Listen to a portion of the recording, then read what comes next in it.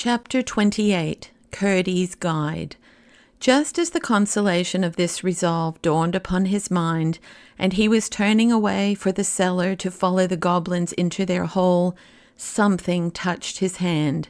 It was the slightest touch, and when he looked, he could see nothing. Feeling and peering about in the grey of the dawn, his fingers came upon a tight thread. He looked again, and narrowly, but still could see nothing. It flashed upon him that this must be the princess's thread.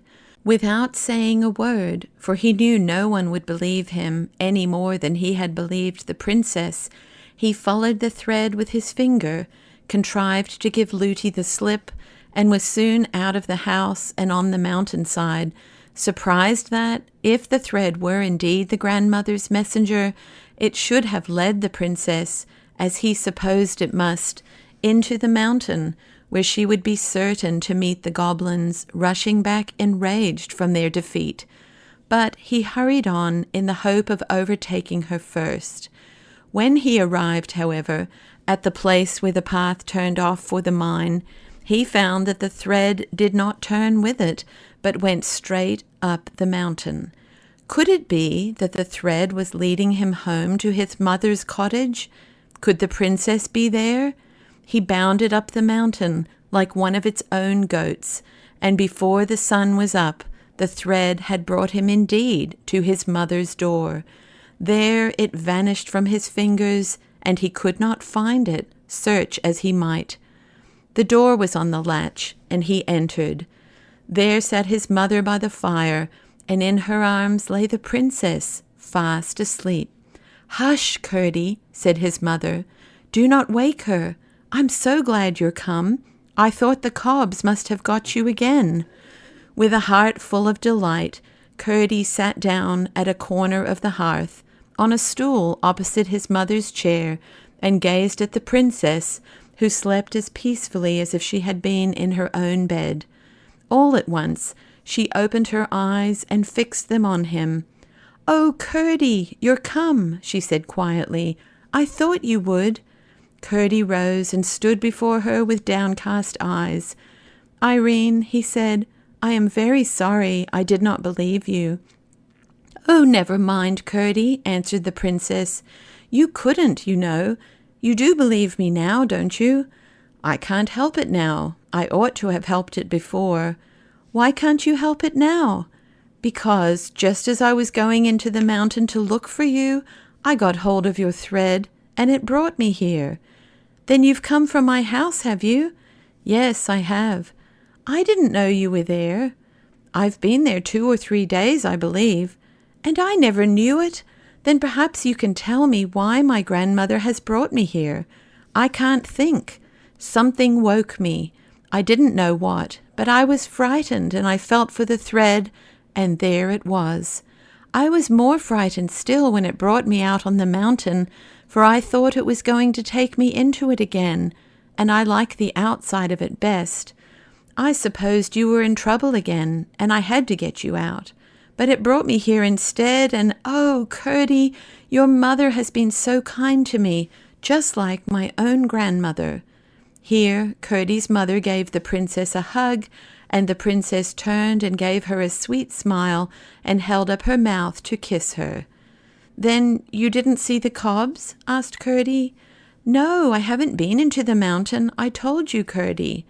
"But the cobs have been into your house, all over it, and into your bedroom, making such a row. What did they want there? It was very rude of them." "They wanted you, to carry you off into the mountain with them, for a wife to their Prince Harelip." "Oh, how dreadful!" cried the princess, shuddering. "But you needn't be afraid, you know. Your grandmother takes care of you." "Ah, you do believe in my grandmother, then? I'm so glad. She made me think you would some day."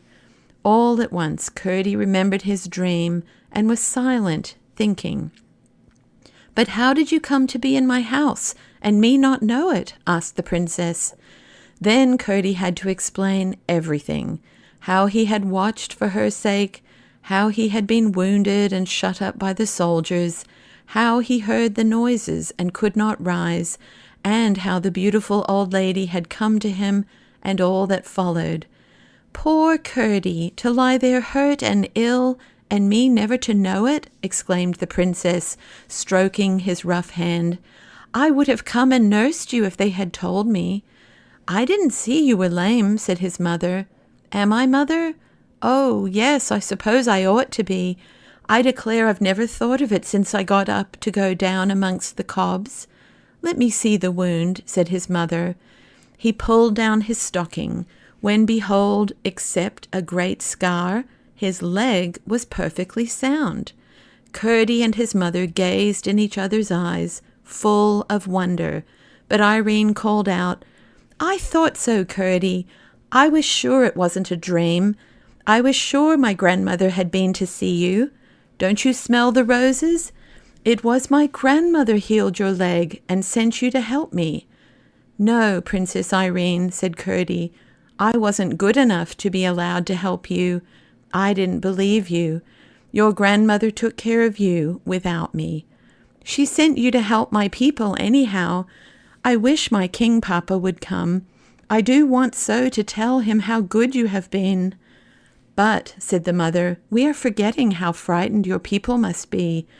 You must take the princess home at once, Curdie, or at least go and tell them where she is." "Yes, mother. Only I'm dreadfully hungry. Do let me have some breakfast first. They ought to have listened to me, and then they wouldn't have been taken by surprise as they were." "That is true, Curdie, but it is not for you to blame them much. You remember?" "Yes, mother, I do. Only I must really have something to eat." "You shall, my boy, as fast as I can get it," said his mother, rising and setting the princess on her chair. But before his breakfast was ready, Curdie jumped up so suddenly as to startle both his companions. "Mother, mother," he cried, "I was forgetting. You must take the princess home yourself. I must go and wake my father." Without a word of explanation, he rushed to the place where his father was sleeping. Having thoroughly roused him with what he told him, he darted out of the cottage.